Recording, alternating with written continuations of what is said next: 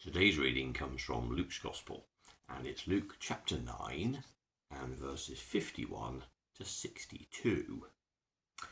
Now, the context of this reading is that just a few short verses before, we've heard Luke's account of the Transfiguration. You'll remember when Moses and Elijah appear on a mountaintop with Jesus. After that incredibly direct revelation of who Jesus is, when a voice from heaven says, "This is my Son, whom I have chosen. Listen to him." You'd have thought that would be a pivotal moment in everyone's understanding of who Jesus was. But in fact, what Luke then puts together is a whole bunch of misunderstandings and wrong assumptions or missed opportunities. We hear how there is a boy with an evil spirit who the disciples are unable to cast out because of their lack of faith. Jesus talks about his suffering and his death, but the disciples did not know what this meant, and they were afraid to ask him about it. Then they're caught arguing on the road about who is the greatest disciple of them all.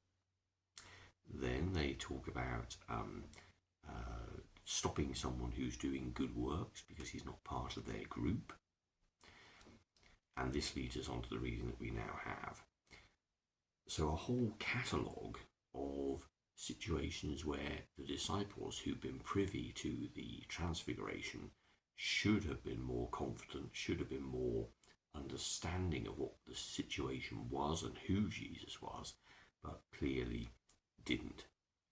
So, verse 51. As the time drew near when Jesus was to be taken up to heaven, he made up his mind and set out on his way to Jerusalem. He sent messengers ahead of him who went into a village in Samaria to get everything ready for him. But the people there would not receive him because it was clear that he was on his way to Jerusalem.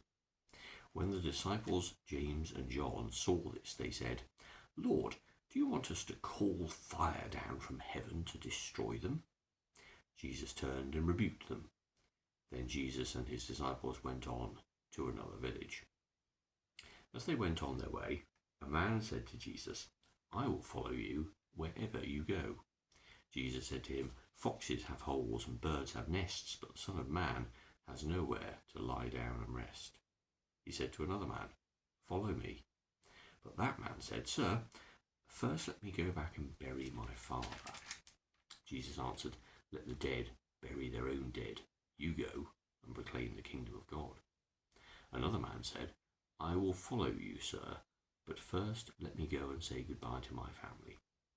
Jesus said to him, "Anyone who starts to plough and then keeps looking back is of no use to the kingdom of God."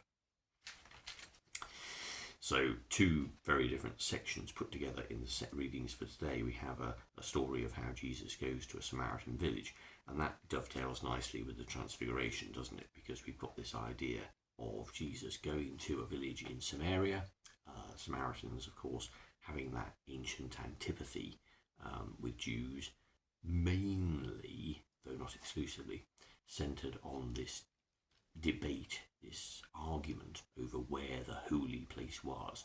And so not only were Jews not accepted, not welcomed generally amongst Samaritans and treated with suspicion, Jews going on a pilgrimage to Jerusalem were particularly not welcome. And so Jesus comes innocently to a place amongst some of God's people, and they reject him simply because of his ethnicity, simply because he belongs to that tribe, simply because he is different. And I suppose that's another way of looking at all of the rejections of the disciples and the misunderstandings of the disciples. So it's a whole catalogue having been revealed, and we know as a reader of the gospel that Jesus is God's own Son, that lots and lots and lots of people saw him and didn't get it at all. So that's one thing. And I say it dovetails with the Transfiguration because we get these Elijah references, don't we? We get the idea of the disciples saying, "Do you want us to call down fire from heaven?" Very much as what happens in 2 Kings chapter 1. So we have that. And then we have these sayings, headed up here in the Good News Bible as the would-be followers of Jesus, different ideas. And these sections, they're almost like those the six antitheses. They're kind of set up as different arguments which paint a picture. None of them are to be taken as ultimate statements. Nobody should ever look after taking care of a deceased relative, and that's not what we're saying. There are just examples where people may set up obstacles to their adherence to God and to showcasing God's love in the world, which are entirely valid and seem entirely logical and perhaps would seem entirely unkind to not do. And these are all good things.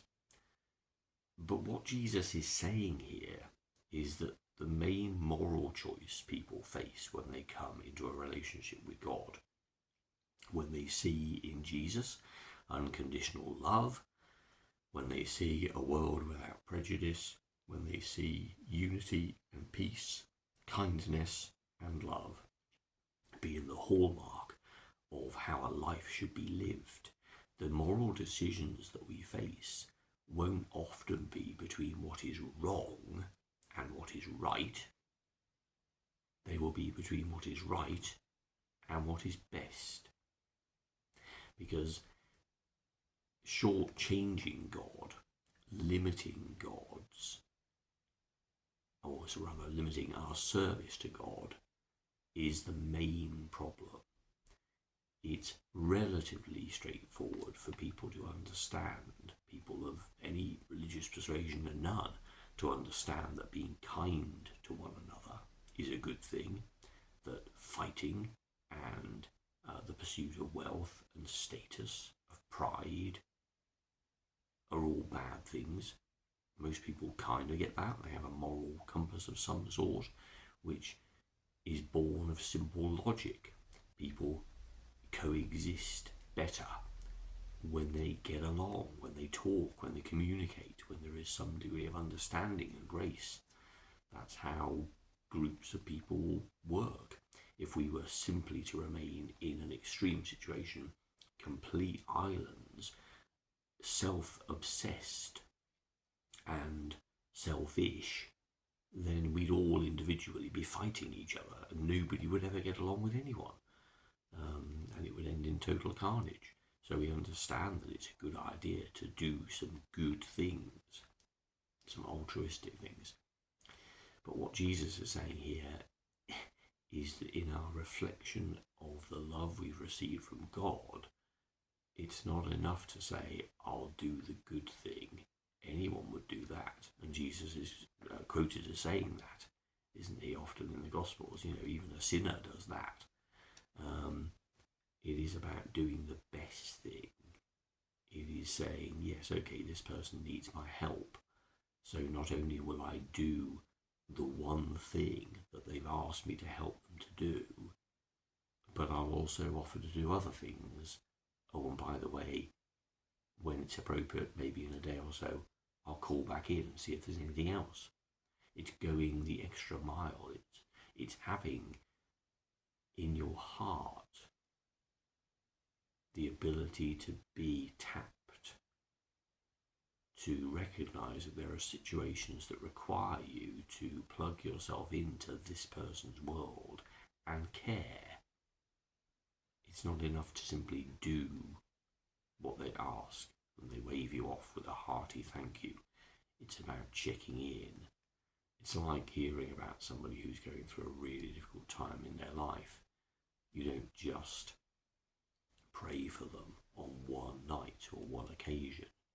You keep them in your thoughts for as long as you possibly can, and certainly until you think that everything is over.